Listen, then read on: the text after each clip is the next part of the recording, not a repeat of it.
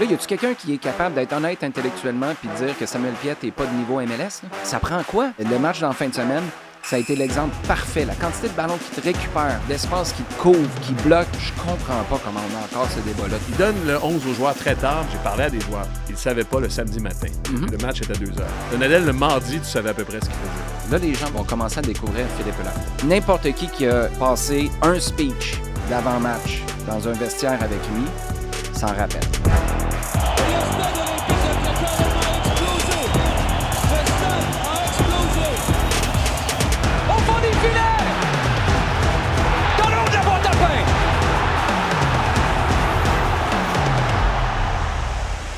Mesdames, Messieurs, bonjour, bienvenue à une autre édition de Plein Axe. On est le 20 avril. Frédéric Laure avec vous en compagnie de, dis ton nom. Olivier Brett? Yes, descripteur des matchs du CF Montréal, les deux. Qu'est-ce qui te fait sourire? Non, moi, je suis du côté intensité. Ah, OK, ouais, c'est vrai ça. À l'avenir, on va diviser. C'est ça ton lien? Exactement. Oui. Parce qu'on est dans l'ère Philippe Lafroy. Oui. Et il y a deux choses sur lesquelles il insiste présentement, c'est l'intensité et le sourire. Moi, je vais être le sourire, toi, tu vas être l'intensité. Très bien? Tu sais ce qui me fait sourire, c'est... C'est mon chandail de Verdun? Ah, oui, hein? OK. J'avais autre chose, mais parlons de ça. Non, mais vas-y, on reviendra. Non, c'est plate, parce que je voulais te parler... l'hiver a été tough. Hey. Puis il y a des gens autour de moi, mentalement, trouvent ça difficile, pour de vrai, là. Accrochez-vous, la gang. Accrochez-vous. Puis moi, ce qui me fait sourire, c'est la toune de Pierre Bertrand. Vous allez voir, attendre à l'année longue qui arrive enfin l'été. C'est un gem. Faut que je le mets. Puis ça me met de bonne humeur aussi. Ça me craint le week-end. J'étais à Québec en fin de semaine. Si t'avais vu la neige qu'il y a à Bois-Châtel, je te confirme. Il y a encore beaucoup de neige? Puis c'est pas de la neige brune? Non. Ah ouais? Il y a de la neige, là. C'est quoi ton maillot? Verdun? Parce que c'est ça, moi, je te sûr que t'avais c'était un maillot écossais, t'avais un dragon, je dis. Il se passe de quoi, là? C'est Riwanito, un papa de l'école où ma fille va. Puis il me contacte, il dit « Hey, j'aimerais ça te donner un maillot d'un club fictif de Verdun que j'ai inventé. Puis j'ai fait le design, c'est un artiste. J'ai fait le design du maillot, j'aimerais ça te le donner. » J'étais curieux, mais j'avais pas d'attente. Là, le maillot pouvait être... Mais des croisons de tes bras, là, je sais que tu veux montrer tes pipes, ça. Mais... ouais. Il est vraiment cool. Merci. Puis j'ai dit, je vais le porter au podcast lundi. C'était vendredi. Puis il a dit, là, t'es pas obligé. Il est presque devenu mal parce qu'il voulait pas une plug. Mais je dis, moi, t'en faire la plug avec plaisir. Je l'aime, ce maillot-là. Bref. On donnera le site web et les coordonnées après ça. Oui, parce que c'est une édition limitée. D'ailleurs, c'est une 50aine de maillots qui ont été faits pour une bonne cause. Là. C'est pour une maison des jeunes à Verdun. Ah, nice. OK, on peut vraiment s'en procurer. Super. OK, on va passer aux choses sérieuses là, parce qu'on est... Sourire et intensité. On est pressé. Vous dire que dans quelques instants, on va recevoir Nick Razagui, l'entraîneur-chef du Supra. On va être là en entrevue avec lui. Donc, un peu plus tard dans l'émission, on l'a. Pour parler de ce premier match, d'ailleurs, du Supra qui a été joué au Sepsum, qui a été perdu malheureusement contre Ottawa. Par contre, puis c'est ça. Je veux que le sourire reste. Mais vu qu'on est un podcast, j'ai juste un esprit, j'essaie de zaguer. OK. Parce que ça a été extraordinaire avec Philippe Lafroy. Ça a été un super match, 4-1 face aux Red Bulls de New York. Mais je voudrais pas qu'on capote, là. L'été n'est pas arrivé encore. C'est ça que je veux commencer avec ça. Bon. Non? Non, tu capotes. OK, tu capotes, toi? Capotons. Non, je capote mais non, pas. Mais j'ai peur de moi. J'essaie, justement, de me brider en disant... une affaire. Ouais. Une affaire qui peut être utilisée pour dire « time out, allez-y mollo ». Ces Red Bulls-là, Marco Donadel les a battus aussi.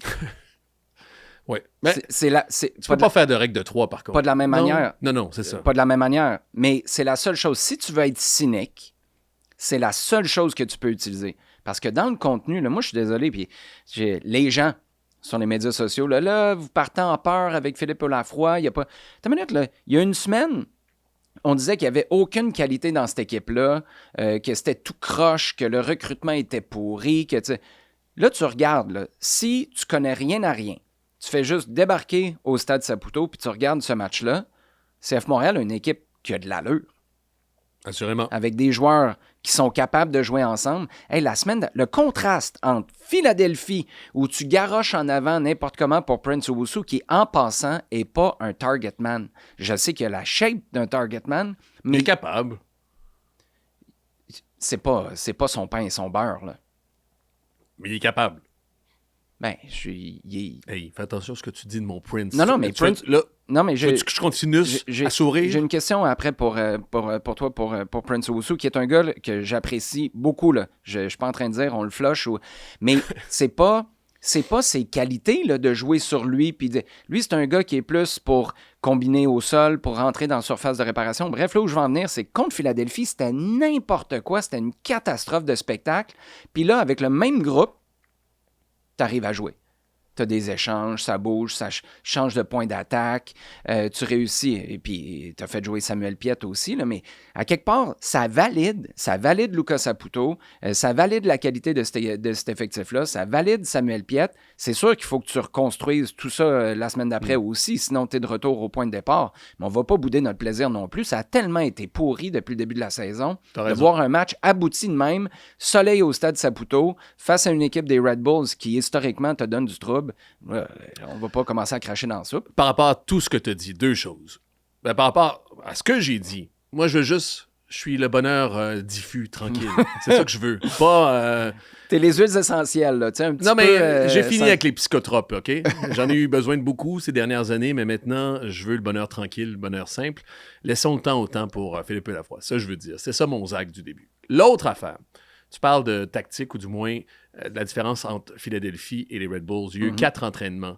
Puis là, j'ai vu aussi les gens là, se fendent d'analyse tactique, technico-tactique. Il n'y a pas grand-chose à analyser. Hein? Ouais. Attends une minute. C'était la simplicité, je pense. Oui. Puis moi, il y a... pour incarner tout ce que je viens de dire, il y a une phrase qui m'est revenue, puis je trouve qu'elle est belle. De la part de Vincent, Vincent Destouches, mon collègue, pendant le broadcast, il n'a pas arrêté de dire il y a des triangles naturels qui se forment. Je trouvais ça beau, on dirait que c'est le printemps. Il y a des tulipes et des triangles naturels qui se forment. Juste, puis là, c'est une formation qui ont joué toute leur vie, ou du moins, c'est des principes de jeu qui ont joué plus ou moins toute leur vie. Il y a des triangles naturels qui se sont formés. Puis les joueurs n'ont pas de l'air que l'équipe contre Philadelphie ou comme Chicago qui savent le ballon, ils ont l'air d'avoir des boîtes de Kleenex au lieu d'avoir des crampons d'un pied. Ils ont l'air de savoir jouer. Cette simplicité-là, tu fais... c'est une bouffée d'air frais dans le printemps. Mais tu sais pourquoi? Tes triangles naturels, ils arrivent juste si tu arrêtes de jouer man-to-man. Oui, exactement. Ouais. Tu sais, parce que tu aurais pu les avoir avec Marco Donadel aussi. Mais quand tu joues man-to-man, là, ton triangle, tu es tout le temps en train de te chercher une pointe. Il est où, le gars? Il est à droite, il est à gauche? Ben, je sais pas. Il suit Emile Forsberg. Fait que c'est... Check Forsberg, là, tu vas voir un de tes bouts de triangle. Puis t'as raison de dire... En même temps, dans le man-to-man... Attends, juste le contre-argument, ça fonctionne ailleurs, là. C'est pas... ça peut... Atalanta, ça fonctionne en partie. Il y a des clubs... On en a parlé en Bundesliga. Ouais, mais... C'est l'application, c'est... Comment tu l'enseignes en partie aussi. Oui, mais quand tu es pas loin d'une moyenne de 3 buts encaissés par match, c'est pas réussi. Arrête, puis que ta plus grande assise défensive, c'est ton capitaine, puis il est sur le banc. Là, y a-tu quelqu'un qui est capable d'être honnête intellectuellement puis de dire que Samuel Piette n'est pas de niveau MLS là, en voyant ce match-là? Là, je veux dire, ça prend quoi? À un moment donné, là, ça devient juste le fait que tu es Québécois qui apporte un jugement plus critique envers toi. Là. Hey, Piette, il joue pas depuis le début de la saison. Il récupère des ballons, relance propre. Il est pas parfait, là. Mais quand les gens disent... Quand ils mettent l'épaule, là. Mais non, il y en a qui met l'épaule comme lui. Il dégage les... Puis il a pris du coffre, je pense, depuis sa blessure l'an dernier, qui l'a forcé à courir moins puis passer plus de temps dans le gym. Il est encore plus solide. Moi, quelqu'un qui me dit que Samuel Piette n'est plus de niveau MLS, là, je veux dire, tu regardes pas... Tu connais pas la Ligue, tu connais pas le niveau. Puis le match d'en fin de semaine, ça a été l'exemple parfait. La quantité de ballons qui te récupèrent, d'espace qui te couvre, qui bloque, puis ce qui te permet de faire... ailleurs sur le terrain, je comprends pas comment on a encore ce débat-là. Dans 2-3 ans, peut-être, là, mais là, on n'est même pas proche d'avoir cette discussion-là. Il y a un truc aussi, remettre l'église au centre du village, l'expression. As-tu aimé le 11? Attends une minute. As-tu été surpris? Es-tu capable de te remettre avant quand tu regardes sur ton téléphone, c'est qui le 11? Puis c'est quoi le sentiment qui t'a habité? Écoute... Parce que moi, j'ai parlé avant j'étais pas avant, cette semaine. J'étais à Philippe. Oui, c'est ça. Tu savais ce qui s'en venait? C'est pour ça que je te demande ça. Il t'a-tu donné le 11 dans le broadcast call? Non. Puis il n'a pas donné le 11 aux joueurs. Il y a des joueurs, justement... il n'a pas donné le 11 aux joueurs... En fait, je vais le dire. Je pense que je peux le dire. Il donne le 11 aux joueurs très tard, même le samedi, le jour du match. Il y a des joueurs, puis j'ai parlé à des joueurs. Ils ne savaient pas le samedi matin. OK? La veille le match est à 2h. Donadel, c'était le contraire. Ouais, mais... Donadel, le mardi, tu savais à peu près ce qu'il faisait. Mais fais attention, par exemple, parce que là, les gens vont commencer, puis à commencer par les joueurs, vont commencer à découvrir Philippe Lafroy. Puis Wilfred Nancy est un peu comme ça. Tu sais, des fois, il parlait après le match. Des fois, il laissait les joueurs partir à la maison. C'était très au feeling, mais pas dans le sens je fais n'importe quoi. C'était à dessein pour garder les gars... Il fait de l'effet, tu dis. Oui, il fait de l'effet. 100%. Puis Philippe, n'importe qui a passé un speech d'avant-match dans un vestiaire avec lui s'en rappelle. C'est un gars qui est capable de choisir ces moments-là où il passe de l'information, où il est inspirant, où il garde sur le qui-vive jusqu'à la dernière seconde. Puis peut-être que, tu sais quoi, cette semaine, là, moi, je ne serais pas surpris qu'il donne le 11 de départ mardi. C'est ça. Puis pour que les gars soient constamment déstabilisés. Fait que, mais quand reviens à ma question. Mais le 11 de départ, moi j'ai... ton téléphone, tu fais quoi? Ben, en fait, petite très rapide anecdote avant. Quand j'ai pas l'occasion de regarder un match en direct, parce que c'était le cas en fin de semaine, j'étais maître de cérémonie pour les funérailles de mon cousin à Québec. Je veux pas... Merci, c'est gentil. Je veux pas savoir le score. Je veux regarder le match après puis le découvrir un peu comme si je le regardais en direct. J'ai pas été capable. Mon père était là, puis j'ai dit, c'est quoi le score? Il dit, hey, tu croiras pas ça, c'est 4-1. Le 11, moi, j'ai trouvé ça intéressant parce que là aussi, je trouvais que c'était à dessein pour faire juste assez de secouage sur le pommier, mais sans non plus écarter des gars qui avaient mérité leur place dans le 11. David Bougaille, par exemple. Moi, je t'aurais dit Thoralson, puis je pense que je t'ai dit la semaine passée. On en a parlé, Thoralson. Thoralson à droite. En même temps, David Bougaille, avec les 2 matchs qu'il a fait avant, y a-tu mérité de se ramasser sur le banc? C'est exactement la réflexion de Lafroy. Parce qu'il dit à Thoralson, t'es arrière droit maintenant. Ben, c'est ça. Là, crève-toi pas la tête. Puis si t'es Thoralson, cette décision-là, tu peux-tu vraiment en vouloir à Philippe Lafroy de garder David Bougaille, qui a été bon sur les 2 matchs d'avant? Tu peux pas vraiment. Puis toi, tes performances sont pas justifiées. En même temps, sur le court, moyen, long terme, peu importe, c'est pas un désaveu aux qualités de Thoralson, mais c'est un respect au mérite de Bougaille. Un sentiment de justice. Ben, puis c'est ce que Philippe Lafroy a dit la semaine dernière quand il a parlé. Il a dit, il y a on est des animaux sociaux. Puis il y a une chose où on se reconnaît tous, c'est dans l'injustice et par procuration, la justice. Puis moi, je veux être juste. Mais David Bougaille, ça n'aurait pas vraiment été juste qu'il se fasse mettre sur le banc. Ça aurait juste été la hiérarchie des contrats. Ben, c'est Thoralson qui se retrouve là. Ça, j'ai trouvé ça super intéressant. Moi, c'est l'Autori aussi. Qui reste? Qui reste. Puis je trouve ça juste aussi. Parce que tu arrives, parce que ceux qui sont écartés... Ce que tu dis depuis des semaines, voire des mois, c'est pas de sa faute. Non, c'est ça. Parce que si tu le dégages, là... C'est un désaveu. Ben, mais c'est comme ça un peu, c'était de ta faute, puis il y a un avant-après, puis lui, là, ce qu'il a fait cette semaine, il a fait, hey, la gang, là, pour tout le monde, là, on passe l'éponge, là, on recommence à 0. Puis Thoralson, Bougaille, faut vous battre pour votre place, puis ainsi de suite, puis l'Autori... Et puis il marque à 5e, ça s'invente pas. Non, ça, c'est hallucinant. Le seul que j'ai pas vu, Efrain Morales, il était pas là, sur le banc. Mais justement, ça, c'est un statement. Ce qui nous amène... Non, ben oui, non. C'est ça. Okay. Ce qui nous amène à... Ça bénéficie à qui? À quel joueur? C'est négatif pour quel joueur, c'est ça, changement d'entraîneur. Moi, de faire mes top 3. Puis ça va être des bouts de discussion. Ça bénéficie à Piet. Opoku.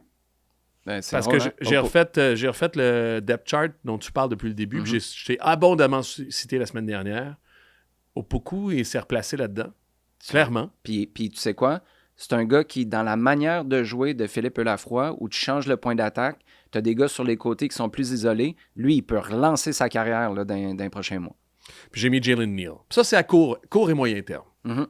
Ceux pour qui c'est négatif, Morales, un astérisque, on y reviendra. Aviles, puis 3, Bouga et Thoralson. OK. On va m'expliquer. Dans les négatifs, veux-tu que... Bouga et Thoralson? Je t'ai vu la face d'un négatif. Non, mais je suis un peu surpris que les deux, ce soit négatif. Morales, je t'en ai souvent parlé, puis là, c'est pas un désaveu, puis il est pas rendu poche, là, OK? Et puis c'est un bon défenseur. On l'aime, puis je pense il y a moyen de le vendre dans quelques années, puis c'est un gars qui a du potentiel ou du talent. Je te dis, depuis le début de l'année, il y a des gens en MLS qui sont pas fans nécessairement. Puis c'est une question de vision, des qualités que tu aimes chez ton défenseur. Ouais. C'est un casting. Là. Si tu as besoin d'un grand blond pour jouer Légende d'automne, tu n'iras pas prendre Paul Giamatti.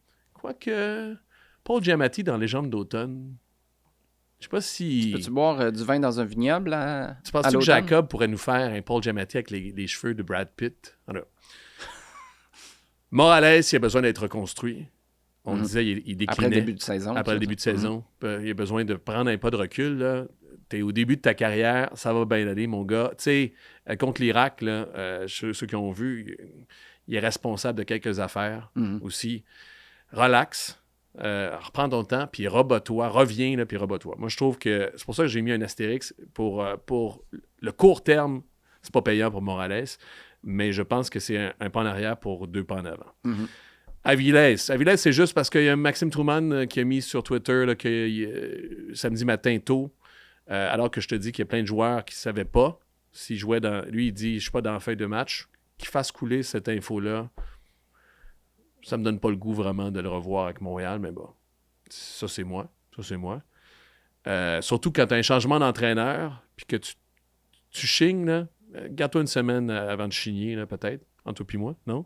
Oui. OK. Puis Bouga et Thoralson, parce que je pense que Bouga et Thoralson, il y a un des deux qui va passer devant. Ouais, puis l'autre va moins jouer. Fait que... Tu veux dire, parce que juste en termes de minutes... Là, moi, je pense que Thoralson, tu sais, de par le recrutement, je pense que c'est un gars qui est meilleur, parce que c'est une équipe qui va avoir besoin de résultats aussi. Là, on va en parler amplement. Gagner, ça aide à former aussi. Je pense que c'est, entre toi et moi, là, sur une saison, Thoralson va jouer plus de matchs que Bougaï, techniquement à droite. Bougaï va falloir qu'il en mange moins. Oui, peut-être. Mais tu sais, à un moment donné... c'est pour ça qu'ils sont dans ma liste de ceux pour qui c'est négatif. Je comprends ton point, mais c'est-tu négatif si tu as moins de temps de jeu dans une équipe qui gagne ou plus de temps de jeu dans une équipe qui va nulle part? Exactement. Tu sais, je comprends en termes de minutes puis de place dans l'effectif, mais... pour ces deux-là en particulier, qui se relancent, dans le fond, puis que ce sera au meilleur de jouer, tu sais, vas-y. Non, mais c'est parce que mon point, je voulais t'amener là. Tu t'as dit toute la semaine, puis en fait, depuis le début, tu parles de la fameuse charte de profondeur. Puis ça importe pas aussi, c'est ça la question. Moi, je pense qu'en ce moment, avec Thoralson Bougaï, tu viens de dire aux deux, si vous êtes mes arrières droits, il y a un poste pour deux. Quand on parle de profondeur d'effectif, de qualité d'effectif, puis de... c'est ça mon point.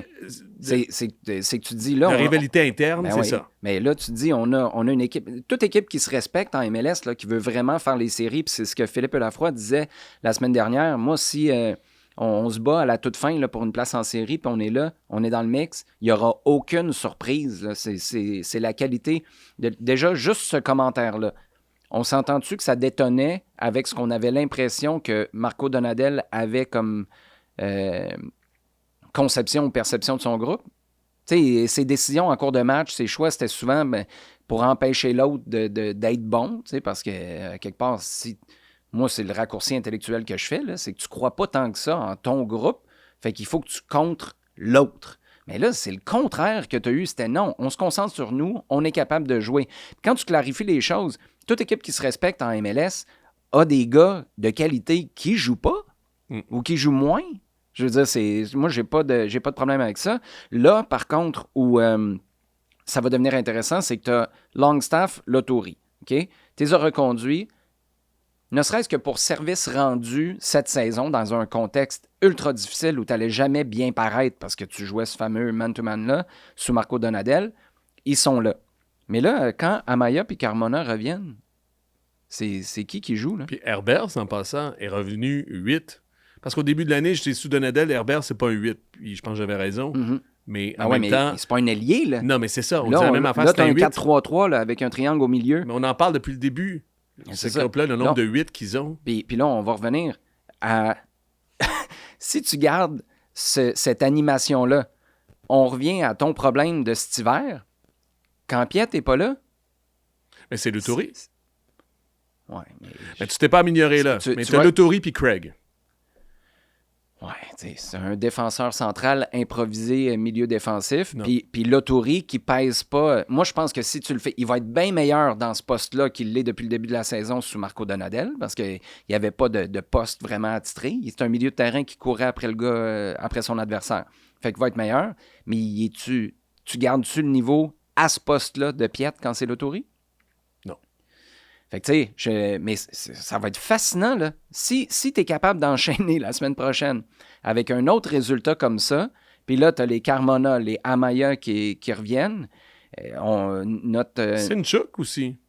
Ben, Sinchuk, il va jouer... Non, à droite, non, mais qui va revenir.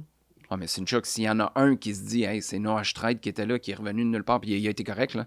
Mais tu dis, cette place-là est à moi. Là. Sinchuk, je suis pas trop inquiet. Oui. Mais en même temps, j'ai trouvé faut justement... que tu sois bon, par contre. Exactement. Ouais. Non, mais j'ai trouvé que Noah Streit était assez bon pour dire à l'autre, hey... Tu poses des questions. Ben oui, exactement. Mais on revient, tu sais, je veux dire, c'est ce qu'on dit depuis des semaines, voire des mois. Mais des gars dans des chaises attitrées pendant plusieurs semaines, que c'est clair pour quelle chaise tu te bats, puis qui d'autre peut s'asseoir dedans. C'est ça qui est arrivé comme ça, en 90 minutes en fin de semaine. Mais je reviens au début du podcast. J'irais pas pavoiser. J'avais été Lucas Saputo. J'aurais pas fait de grands discours dans le vestiaire après le match en disant ça a bien été ou yes, Lafroy, grâce à lui, mon église est rebâtie et est au milieu du village. Elle n'est pas rebâtie, mais t'es au courant que tu as construit quelque chose qui n'est pas tout croche comme ça l'était. Oui, mais en même temps, laissons le temps au temps. Puis c'est ça mon point. Je vais en arriver là. C'est quoi l'évaluation ou les marqueurs de réussite d'un Philippe Lafroy avec cette équipe-là? Parce qu'il va en perdre des matchs. Je te l'annonce tout de suite, il va en perdre des matchs. Je lisais Backhill, un magazine qui est sur Internet, sur la MLS particulièrement. Puis, il y avait un article, j'allais dire étude, mais ce serait trop fort comme mot, mais ils ont colligé l'effet d'un changement d'entraîneur en début de saison. Puis l'effet est presque nul sur la position au classement. Il n'y a pas beaucoup d'amélioration, en fait, il n'y a pas beaucoup... Ça ne bouge pas, ton équipe. Là, en même temps, il y a un facteur que Montréal, Lafroy prend cette équipe-là, est dernier de l'Est, 15e aussi. Puis tu gagnes un match, puis tu remontes 11e facilement. Puis, tu sais, il n'y a pas beaucoup... ça peut aller vite, là. En même temps, tu n'es pas 4e quand tu sacs ton coach dehors au bout de 6 matchs non plus. Effectivement. Mais ça ne change pas grand-chose. Fait que c'est ça, mon point. C'est que ça demeure... Les vérités de la palisse, là, c'est que ça demeure une équipe qui se bat pour le 7, 8 ou 9e rang. Oui, mais là, tu te battais pour la 15e ou la 16e. Non, assurément. Mais il y a juste 15 équipes dans l'Est en passant. C'est ça. Mais en même temps, il commence avec un bras dans le dos. Puis l'autre affaire, c'est pour ça que mon point, il commence avec un bras dans le dos. Il pogne l'équipe 15e, d'accord? Puis si on revient à l'article de Backhill, il va monter de 0.5. Donc 14,5, 14. Mais moi, j'achète pas ça. Non, mais peut-être pas, là. Mais je fais juste dire, c'est quoi nos marqueurs, là? On va pas gagner un coup. Puis l'autre affaire, c'est que ce qui me fascine dans son intérim, c'est qu'il a perdu aussi Donadel.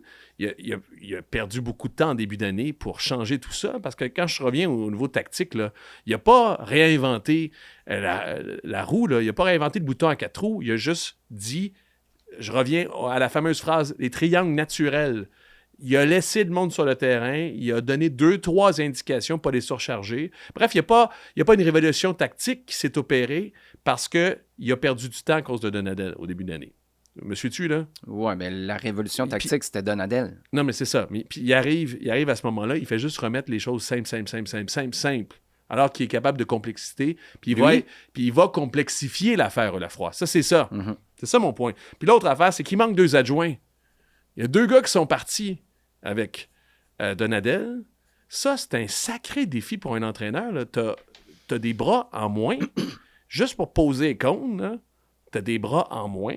Puis l'autre affaire, une autre affaire qui rend la tâche difficile sur le long terme, là, pas juste sur une game, sur la suite des choses pour Philippe Lafroy, c'est que les autres entraîneurs, il faut qu'ils les convainquent aussi. Francesco Morara, là, qui vient de Bologne notamment, ils ne se connaissaient pas avant janvier de cette année. Ils n'ont pas eu 3000 conversations sur quel genre de foot t'aimes, c'est quoi dans la vie que tu préfères. Quand je demande à un gars de faire ça, c'est quoi mes principes de jeu, faut qu'en plus de convaincre puis d'enseigner à ses joueurs ce qu'ils veulent, faut que son staff, qui est supposé être son relais, puis tu n'es pas supposé de regarder quand tu as un bon staff, puis tu as un staff qui est à toi, faut qui partage sa vision du foot avec son staff. Ça fait des couches en maudit. C'est pour ça que je reviens au début, puis je veux pas cracher dans la soupe. C'est quoi? C'est beau, là, ça va bien en ce moment, le ciel est bleu. Mais c'est quoi les facteurs objectifs qui vont nous permettre de dire Lafroy, c'est top? Ben, attends, là tu as mis un mot qui... Il y a bien des affaires. Oui, puis je me prends des notes depuis tantôt. Ouais. Vas-y. Objectif, c'est... La seule chose qui peut être objective pour prendre une décision d'ici la Coupe du Monde, c'est le classement. Parce que sinon, tu tombes dans le subjectif à 100%. Là. C'est le classement, c'est par rapport aux autres, par rapport à toi, par rapport à... Ben, si t'es encore dans la course aux séries. Ben, the end. Si t'es pas en série? Ben, là, tu retombes sur les 2 autres piliers de Luca Saputo qui sont subjectifs. Est-ce que les joueurs puis l'équipe progressent? Puis le style. Puis en ce sens-là, le match en fin de semaine, là, si tu perds la semaine prochaine, puis tu perds 3-2, puis tu donnes le genre de match que tu as fait face aux Red Bulls, ben les joueurs progressent, tu as du style, mais tu n'as pas les résultats. Moi, je pense que tu as 2 voyants au vert, ça reste positif. C'est pour ça que le côté objectif, tu n'as pas assez de temps. Est-ce qu'on s'entend que Philippe Lafroy, il a jusqu'à la Coupe du Monde? C'est ça que tu comprends? Il y avait 7 matchs, là, incluant celui dans fin de semaine. Parce que, qu'on dise... Est-ce que je comprends ça dans les déclarations de Luca Saputo? Et j'ajouterais aussi celle de Philippe Lafroy qui... Tu sais, puis tu as assez échangé avec Philippe au fil des ans. Quand il parlait de l'académie, c'était des projets, puis c'est souvent des idées qui ne peuvent pas arriver instantanément. Ce n'est pas du kickage de poubelle. Il est sûrement capable dans un vestiaire. Mais c'est sur la durée. Quand Philippe Lafroy parle, la semaine dernière, j'étais au Centre Nutrilet, d'identité. Puis il commence à parler de l'importance de ce mot-là à son groupe. Il sait qu'il n'est pas là pour 2 matchs. Là. Philippe Lafroy ne parle pas d'identité s'il pense que dans 2 semaines, il y a un autre gars qui débarque. Tu n'as pas le temps, en 2-3 matchs, de construire une identité. Sur 1 mois et demi, est-ce que tu as le temps de semer quelque chose qui finit par crever les yeux dans son potentiel d'ici la Coupe du Monde? Peut-être. OK, en ce sens-là, dans le sens où tu dis, lui, ils n'ont pas quelqu'un d'aligné en ce moment. Non. Moi, ce que je pense, c'est que contrairement à Marco Donadel, à qui on a dit « Vas-y, on cherche personne d'autre en ce moment, on n'interviewe personne, tu sais, prouve-nous que t'es le gars, ou prouve-nous que tu l'es pas, puis là, on se mettra à chercher. » C'est qu'on on reçoit des CV, là, puis Luca Saputo nous en parlait, une 20aine de CV qui sont rentrés en 24 heures. Mais Philippe Lafroy, pendant ce temps-là, il est en train, il y a une longueur d'avance sur les autres, parce que lui, il a les ingrédients, il est dans la cuisine, là, il est capable de te faire à manger 1 fois par semaine. Moi, je pense que c'est ça. On se dit, on va voir ce que ça donne, mais on est prêt à y aller avec quelqu'un d'autre si on a besoin. C'est ce qu'on a dit la semaine dernière. Ben, on a dit qu'il n'était pas candidat. On pense que c'est... Non, ils ont dit que... Non, oui, mais nous, oui, à plein axe, on a dit, c'est correct, là. Donnez-y pas. Mais on pense que vous allez y donner. Vous allez finir par y donner. Parce que si vous faites vos devoirs, si vous professionnalisez, puis ça, c'est important, ça a l'air niaiseux, là, mais tu donnes pas, tu sais, t'as un poste de comptable, m'a donné à mon beau-frère, là, il a déjà fait ça. Non, va chercher un comptable, là, pour de vrai. Va chercher un comptable, puis on en est là. Puis moi, avec les discussions, tu sais, les langues se délient un peu, puis je veux faire attention pour pas, après... que les gens, puis arrivaient après, disaient « Ouais, il était de même. » Ça c'est du ragot. Puis... Mais, en MLS, ce que je conçois, puis c'est le propre du sport professionnel à plein de places, mais de moins en moins, la différence entre le pire et le meilleur entraîneur est abyssale, encore. C'est impressionnant. Moi, dans les années 90, c'était le chum du chum. C'est pour ça que Mike Keenan a eu des équipes après équipe aussi, parce qu'il n'y avait pas justement de tests ou de professionnalisation. C'était le chum du chum qui avait une affaire, puis ouais, on va y donner un peu. Puis on est allé manger avec, puis il a de l'air bien cool, puis il y a un beau CV, c'est ça. Il faut se professionnaliser, puis je pense que Lafroy peut donner ça. Puis le processus pour ultimement confirmer Lafroy pourrait faire du bien à cette équipe-là. En ce sens-là, pour répondre à tes questions tout à l'heure, il n'y a pas d'adjoint, il manque 2 adjoints. Moi, j'ai coaché là, avec Philippe, ça commence à faire un bail. Là. Peut-être que je me trompe, puis peut-être que la tâche est tellement énorme quand tu coaches une équipe MLS là, que lui est en train de graffiner en ce moment, puis il est en train de demander des adjoints. Moi, je pense que Phil dit non, n'est pas besoin. On est correct, on s'en va jusqu'à la Coupe du Monde, là. On se parlera après. Mais non, mais t'as de la formation à faire, parce qu'il y a 2 gars de l'académie qui sont venus, là. Mais premièrement, ils connaissent pas tant que ça Philippe Lafroy, puis ils connaissent pas le pro. Fait qu'ils arrivent, là, je veux pas dire que c'est des gars compétents, il y a Sylvain de l'académie, puis c'est des gars de talent compétents. Mais fast forward, t'as besoin d'embrayer de ta formation. C'est la première fois que t'as été avec une équipe pro aussi, puis avec ce groupe-là d'entraîneurs. À la limite, là, c'est comme si c'est 2 stagiaires. Là. As-tu le temps de les former, les stagiaires? Non, mais moi, 2 stagiaires de talent, là, s'ils m'entendent. Puis l'autre affaire, c'est... Tu parlais de partager cette vision-là puis de former du monde. C'est parce que tu te compares à qui? Tu te compares à ce qu'il y avait avant, où personne ne comprenait rien à rien, puis ça changeait à toutes les semaines. Son gros avantage, qu'est-ce qui est plus tough? C'est d'être le gars entraîneur-chef confirmé avec ton staff, mais tu recommences un nouveau projet à chaque semaine parce que c'est une nouvelle équipe puis tu changes complètement ton plan de match parce que là, tu ne joues pas contre Orlando, tu joues contre les Red Bulls. Puis il faut que tu expliques à tout le monde, ton staff, tes joueurs, ce que tu as dans la tête pour la semaine prochaine ou chaque semaine, tu répètes les mêmes principes puis tu ajoutes un petit peu de complexité, comme tu le disais, d'une semaine à l'autre. Mais que tu es nouveau puis tu es là par intérim.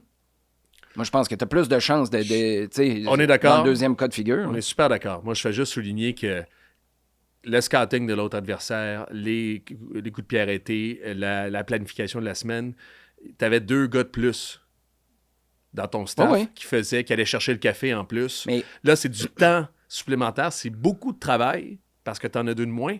Puis, justement, là, ces 2 supplémentaires-là que tu veux aller chercher, tu n'as pas le temps de former quelqu'un dans ces 7 matchs-là. Non, mais moi, ce que je te dis, c'est que ces 7 matchs-là... Ça te suce du temps aussi. Ouais. Fait que, mais Lafroy, pour ceux qui ont travaillé avec lui, là, il va travailler jusqu'à minuit, puis c'est une machine de travail. Là, par contre, où je suis 100% d'accord avec toi, c'est post-Coupe du Monde. Tu sais, là, tu pars sur un sprint. Là. C'est comme moi, ça fait 6 mois que je dis à ma femme, pendant la Coupe du Monde, là, les 6 semaines, là, j'existe pas. Là. Je ne ferai pas à manger, je ne suis pas à la maison. Je le sais, c'est ce qui s'en vient. Mais on ne part pas sur 1 an comme ça. C'est pas viable. Philippe Lafroy, puis son staff, puis le club, parce que Lucas Saputo a une responsabilité là-dedans aussi. Si ça fonctionne sur les 7 prochains matchs, là, puis que t'es au squelette, là, t'es bare bones. Mais tu peux pas dire, ça a marché pendant ces 7 matchs-là, ça va marcher. Ça, c'est presser le citron encore plus. Mais je pense que ça va être ça la mentalité. T'sais. On serre les dents, on passe les 7 matchs, puis après, si ça fonctionne, puis moi, mon feeling, il reste le même depuis avant le congédiement de Marco Donadel, quand c'était rendu évident qu'il s'en allait, ça va fonctionner, puis c'est là où il va falloir que tu donnes des moyens qui ont de l'allure à ton coach. On fait ça vite, parce qu'on va aller vers Nick Razagui. Moi, j'ai 2 affaires. Défense centrale maintenant, avec cette nouvelle charte de profondeur. Il y a des choix à faire. Y a-tu des choix à faire? Moi, les vrais choix dans ce 11-là, c'était en défense centrale. Parce que tout le monde était... Ouais. Puis moi, je mets Craig aussi là-dedans. Il est 5e, là, mais moi, je l'aime bien. Ça, c'est le bout où Moi, Craig, je sais, puis toi, depuis avant son arrivée à Montréal, j'ai une vision, OK? Craig, là, bon, il a le temps. S'il joue pas cette année ou s'il joue moins, c'est pas grave. Dans 5 ans, là, ça pourrait être mon Joel Waterman. Dans 5 ans, C'est quand la prochaine Coupe du Monde janvier 2031 ou 2032, mettons? Il est avec les États-Unis? Une fois. Le sélectionneur Michael Bradley va dire « Ouais, c'est juste des gars MLS. » Ben, quoi que ça va changer maintenant avec le calendrier. La fenêtre de janvier était réservée à des joueurs américains uniquement en MLS. Là, ça va changer. Mais si la fenêtre était restée la même, Brendan Craig a une sélection en 2032 avec Michael Bradley au début d'un autre cycle. Moi, Félix Sanson, peut-être plus.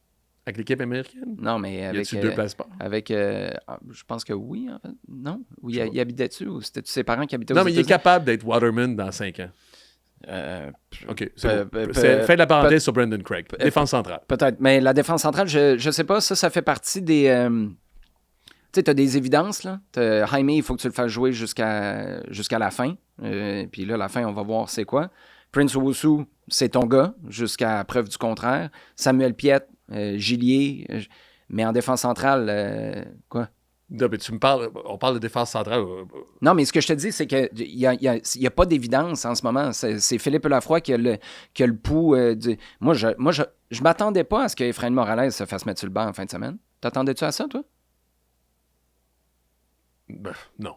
Mais je ne sais pas à quoi je m'attendais. Puis Jalen Neal, je suis content de le revoir parce qu'on pensait qu'il était cassé. Puis c'est pour ça qu'ils sont allés chercher Avilés. 1000% d'accord. Il va peut-être recasser aussi. Mais la même logique qu'on a pour Victor Lautori, où on dit « Hey, pauvre gars, là, t'étais tout croche, t'étais partout, mais c'était pas de ta faute. Là, c'était le système qui faisait en sorte que t'étais pas mis en valeur. On va te donner un match pour te relancer dans un système qui tient plus la route. » La même logique aurait pu s'appliquer à Efrain Morales, là. Morales, il était shaky. Assurément. Mais il était tellement shaky, moi. Mais c'est pour ça que je te dis, ce poste-là... Tu as raison au niveau... si je suis honnête, tu as raison, ça aurait dû être les mêmes réflexions, Lautori-Morales. Fait que ce poste-là, ça tombe dans les postes où j'ai pas assez le pouls de cette équipe-là au quotidien, puis j'ai pas assez le pouls non plus de ce que Philippe Lafroy conçoit comme jeu, puis il a besoin de quoi. Parce que ça tient la route, là. Tu m'aurais dit, hey, Philippe Lafroy, il va-tu prendre un gars qui a les pieds plus propres ou qui est physiquement plus engagé en défense centrale? Tu sais, tu t'enlèves le contexte, je t'aurais dit, les pieds plus propres. Mais Neal, physiquement, il est capable aussi. Il est capable, mais il est moins dans cet engagement-là. Puis dans l'autre dans le duel. L'autre, c'est un tank. Là, c'est le kamikaze dont Marco Donadel parlait. Un kamikaze de 6 pieds 4. Exactement. Fait que c'est ça. J'ai hâte de voir, parce qu'il y a une compétition solide là, qui va s'installer. Là, t'en as 5, mais là, c'est encore là. C'est moi. T'en as au moins 4 d'abord. On va enlever Craig, là, que j'aime bien. Mais Morales, Neal, Vera puis Craig. Puis Vera, je pense qu'il a été... Vera puis Avilés, pardon. Mais Vera, je pense qu'il a été le meilleur défenseur jusqu'ici. Mais moi, je suis Avilés, là. Je suis Philippe Lafroy. Les gars qui sont en prêt, là, tu bâtis-tu là-dessus? Je sais pas à quel point ça rentre dans la conversation. Je pense pas, moi. Non? Ben, moi. Peut-être pour la suite. S'ils te font gagner, s'ils progressent... Ouais, en même temps... Parce qu'on revient... C'est parce qu'il a insisté sur la vie de groupe. Si ces gars-là font « Ah, je joue pas parce que c'est pas ma performance, c'est pas ma qualité, mon effort, c'est mon statut social. » Mais ça, tu sais, là, on spécule, tu sais, puis parce que ça, honnêtement, ça tombe dans une catégorie où j'ai pas assez d'infos pour être capable de me faire une tête là-dessus. On va finir là-dessus, OK? Parce qu'en conférence de presse, tu sais... C'était Philippe, c'est clair, c'est une de ses qualités d'ailleurs. C'est clair, puis ça fait des petits, ça se conçoit bien. Ouais. Puis quand il était avec l'Académie, on n'a jamais autant parlé de l'Académie. Il y avait un système de communication aussi, mais il était la parole, c'est lui qui la tenait pas mal. Il a parlé de sourire à intensité, il parle de valeur aussi. Ça m'a juste fait penser ce fameux coaching tree là, que les Américains sont forts là-dessus aussi. C'est-à-dire les descendants de... Et c'est une variation sur les valeurs de Wilfrid Nancy. Ah oui. Il y a des gens qui riaient des valeurs de Wilfrid Nancy, mais dans la vie d'un groupe, c'est important. Puis il a dit... Puis lui, je le crois. Il y en a d'autres qui l'ont dit déjà dans l'histoire du bleu-blanc-noir, mais quand il dit « Je préfère gagner 5-4 que 1-0 », je le crois, Philippe. Puis je crois qu'il va aller au bout de cette idée-là. Ouais. Puis j'aime ça parce que, justement, une de ses valeurs, puis c'était la même à Wilfrid Nancy, c'est créer de l'émotion. Puis t'en as maudit dans 5-4 de l'émotion. Puis ça, je ne sais pas combien de temps l'arrêt va durer, mais j'espère qu'on va continuer dans cette veine-là. Puis ça m'a fait direct penser, c'est une variation. Puis j'ai trouvé ça le fun aussi, parce que j'ai dit, c'est une variation sur Wilfried Nancy. Mm-hmm. C'était des gars intelligents. Wilfried a pris des choses de Lafroy, puis est parti avec. Yoann Damet a pris des choses de Wilfried, puis de Lafroy, puis est parti avec. C'est la marque, c'est un marqueur pour moi. Je parle de ces 3 gars-là d'une grande intelligence. Puis juste pour conclure, tu parlais tout à l'heure de petits changements. C'était pas une révolution ce qu'on a vu en fin de semaine. Je me souviens, il y a l'année passée, BJ Callahan, qui est l'entraîneur de Nashville, là, puis Nashville, ça va bien cette année, il a dit, moi, je suis arrivé, puis j'ai essayé de faire trop vite.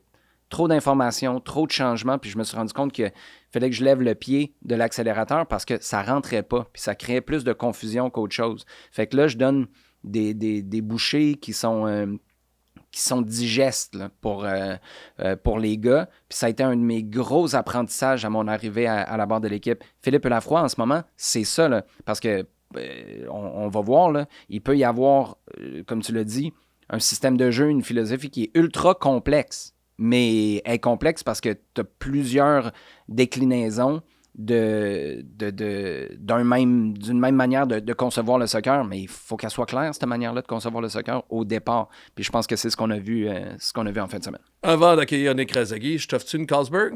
On partage une Carlsberg? Une Carlsberg? Sure. Y a-tu trop tôt? On partage ça. Puis on va en remettre une pour être accord. OK, après. parfait. OK. Dans l'autre côté, ça sera Nick Razagui.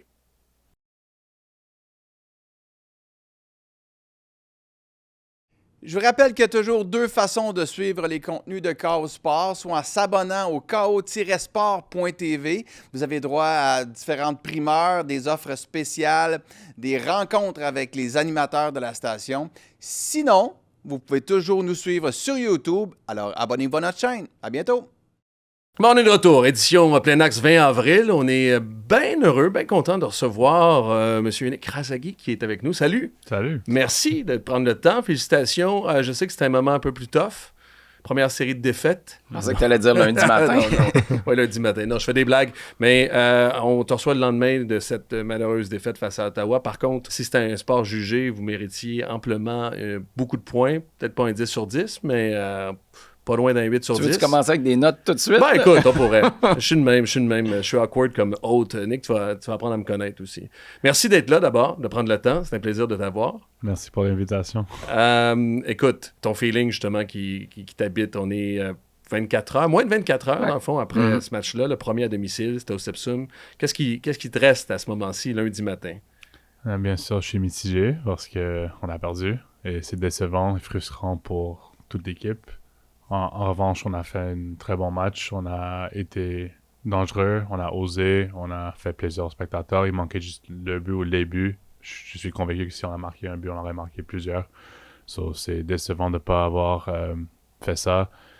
Mais je trouve que tous les gens qui étaient là, ils ont vu un bon spectacle. Et pour nous, c'était important que quand les gens viennent nous voir jouer, qu'ils partent en sentant que on a proposé quelque chose d'intéressant, qu'ils veulent revenir nous voir jouer. Pour nous, c'est primordial. À quel point? Parce que on comprend que quand tu vis une expérience agréable au stade, peu importe lequel, puis vous allez jouer dans quelques stades cette année, ça donne un rendez-vous aux gens qui étaient là pour une prochaine fois. Mais à quel point ça fait partie de ton coaching, ça? Tu sais, il y a des gens qui vont dire, ben c'est les résultats d'abord et avant tout, puis à partir du moment où tu gagnes un match, même si le résultat était un peu, le produit était un peu plate, c'est pas grave, les gens viennent pour voir 3 points.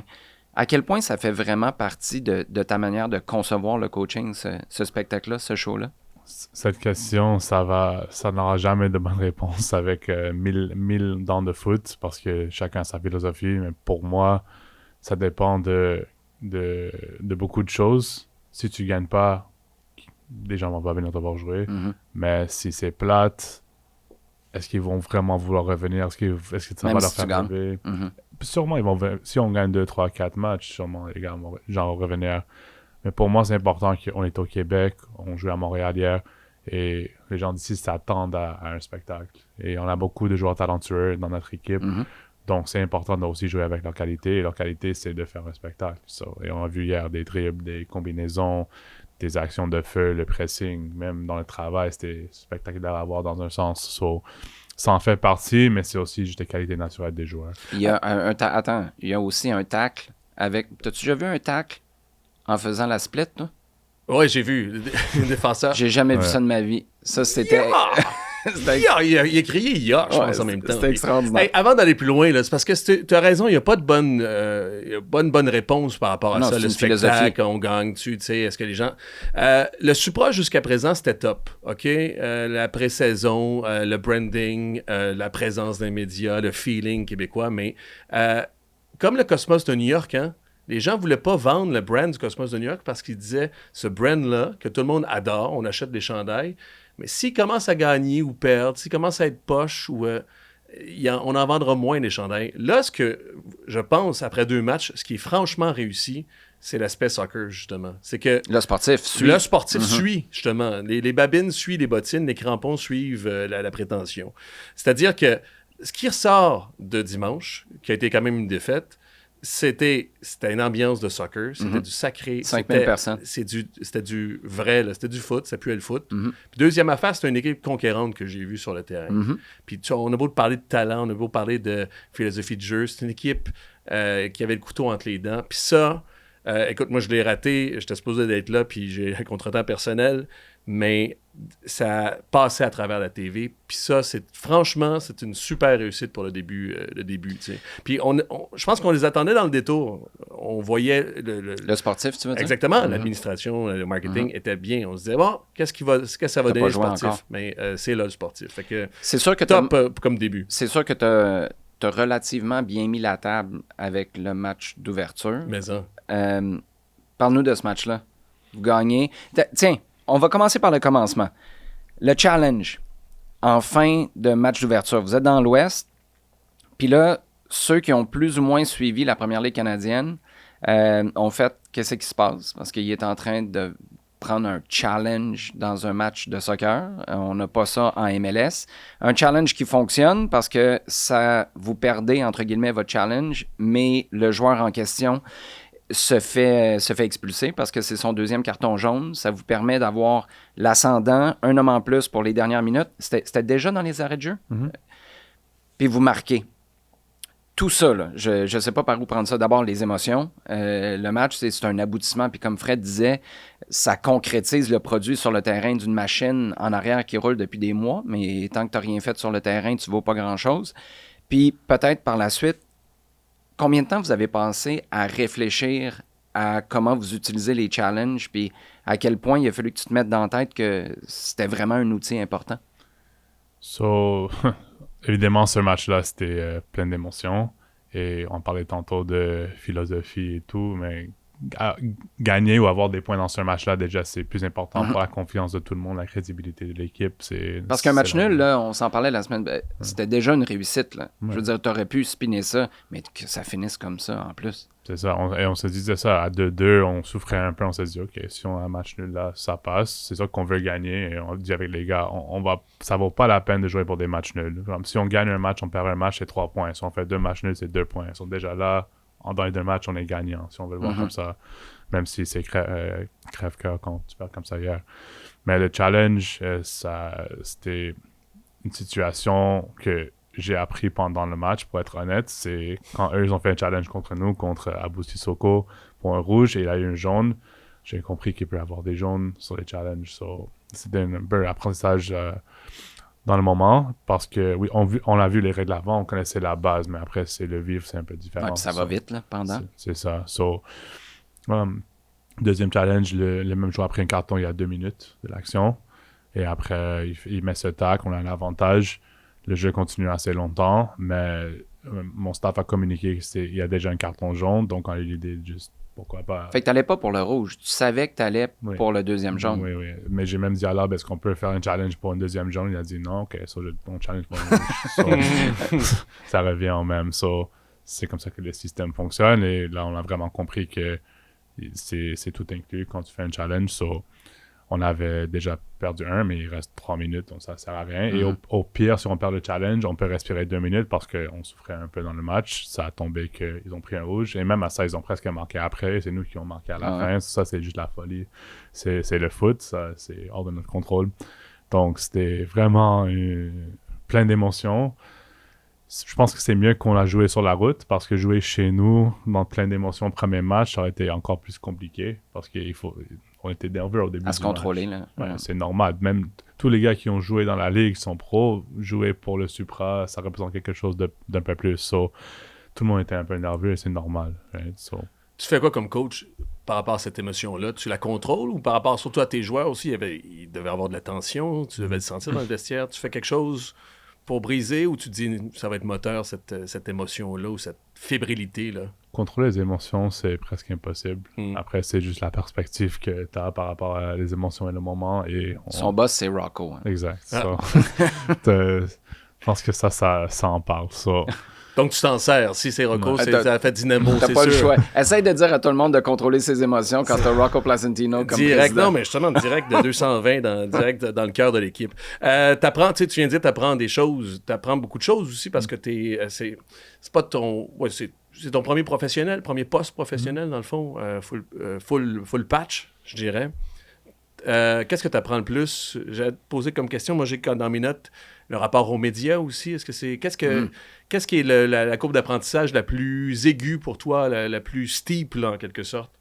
C'est prioriser. C'est le plus important, prioriser son temps et c'est non seulement à l'extérieur du terrain, mais sur le terrain aussi, qu'est-ce qui est important parce que on a beaucoup de temps, on a 24 heures par jour et c'est notre seul job. Et la bonne chose pour quelqu'un comme moi qui a vécu dans le monde amateur, c'est qu'il a fallu avoir 3 ou 4 postes pour gagner son salaire. So, maintenant de faire une chose, en fait, je me sens comme j'ai beaucoup de temps, ce qui est bien. Après, il y a tellement de choses qui se passent autour de l'équipe que tu dois gérer ton temps, gérer tes priorités, dire oui, dire non. Et dire non, tu dois être capable de dire non aussi. Et parfois, c'est pas facile. Et avec les médias, à date, ça va. C'est d'un match, tout le monde est quand même positif à date. Et je crois que vu que tout le monde est derrière le principe du projet, c'est encore plus positif. So, ça commence bien. Le club travaille très fort. Et Philippe qui est juste là, il travaille énormément pour nous avoir au moins la chance d'être visible au public. So, c'est très positif dans l'ensemble. Le club est derrière nous avec tout ce qui se passe. Mais pour moi, comme coach, je dois être capable de prioriser. Là, cette semaine, on joue vendredi, c'est déjà lundi, c'est récupération. Demain, c'est congé. On a 2 jours. On a basically 1 jour d'entraînement pour un match. So, c'est juste toujours capable de prioriser qu'est-ce qui est important, qu'est-ce qu'on doit juste laisser de côté. Et même dans un match, tu peux pas tout contrôler. Hier, déjà, coacher sur le terrain, c'est limite impossible avec les gens. So, il faut juste... Avec l'ambiance? Oui. So, il faut choisir qu'est-ce qui est important. As-tu remarqué? Oui. As-tu remarqué? Il a nommé tout le monde, géré... Il n'a pas parlé des agents. Ah, non. Les agents, ça se passe comment, ça? Ça c'est la question pour Matteo. Okay. C'est ça. Matteo Cabanetes qui est... Il y a quelqu'un qui se pitch. On parlait se pitcher devant l'autobus aussi. L'autobus des agents aussi. Il y a l'autobus du show business, l'autobus des agents. C'est 2 qui vont en parallèle des fois. En tout cas, ça nous voit aussi des fois. Mais ça, c'est qu'est-ce qui est... Désolé de couper. Mais ça, c'est qu'est-ce qui est important parce que déjà, dans un club où chacun a ses responsabilités, ça nous aide tous à s'adapter un peu au rythme parce qu'on est presque tous du monde amateur, mis à part Nick DeSantis qui nous aide beaucoup. On vient tous du même monde. Et Laurent Simon qui nous a rejoint maintenant aussi. C'est important d'avoir chacun qui gère ses affaires, mais en même temps, comme par priorité, est-ce que les commentaires des médias dans les réseaux sociaux, est-ce que les agents, tout le monde va être content ou mécontent. Les joueurs qui jouent pas, ça va toujours être normal. Donc, il ne faut pas le prendre personnel, qui n'est pas toujours facile pour n'importe qui.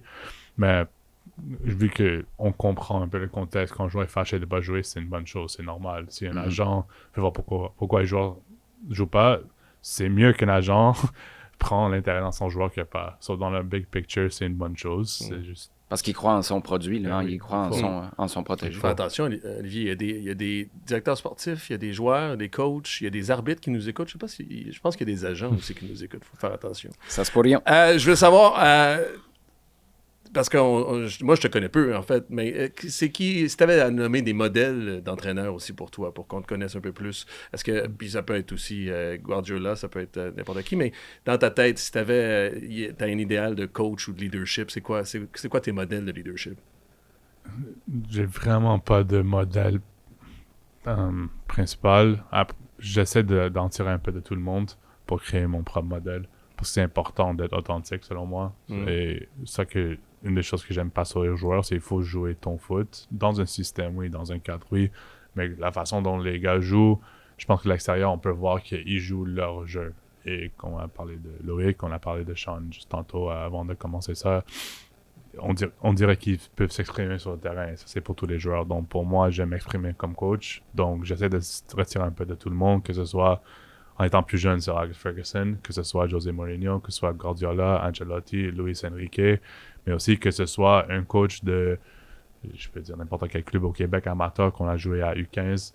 Même là, une de mes adjoints, c'était le coach de Montreuil dans le temps, à Estable maintenant. C'était mon rival principal de ma vie. J'ai retiré de lui, mais là, on coach ensemble. So, je pense qu'il faut retirer de tout le monde, même les autres sports. J'adore le basket, j'adore le tennis, j'adore le hockey. So, il faut retirer un peu de chacun, même à l'extérieur du foot, de business et le foot, ça se relie aussi. So, je pense que vous comprenez un peu ça. Ouais.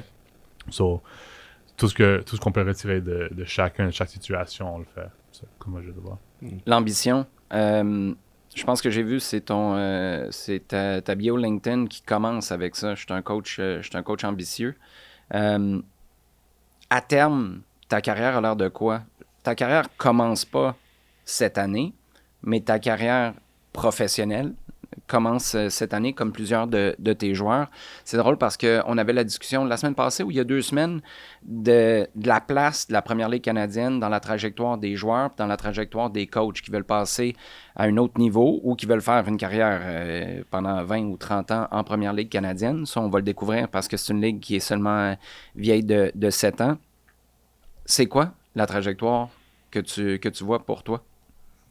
C'est dur à contrôler, encore comme toute chose, parce qu'on ne sait jamais. Est-ce que j'y m'attendais à une équipe québécoise en CPL? Non. Il y a 3 ans, je t'aurais dit tu vas coacher pro à Montréal, puis ce ne sera pas le CF Montréal.